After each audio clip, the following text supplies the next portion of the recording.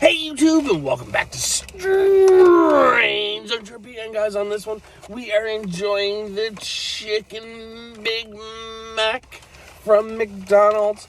I had this back in 2007, I believe, in the Bahamas. So this is the McChicken Big Mac, guys. Here for a limited time. It has 2 pieces of chicken.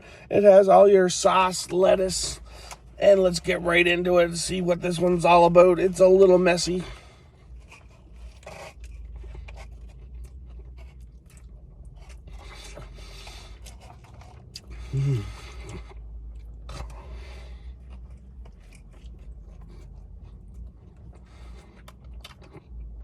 Yep.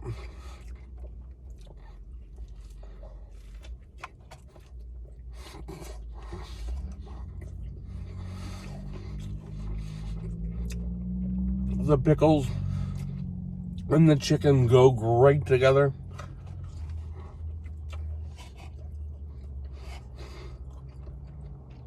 It looks like they're using 2 junior chickens as the patties.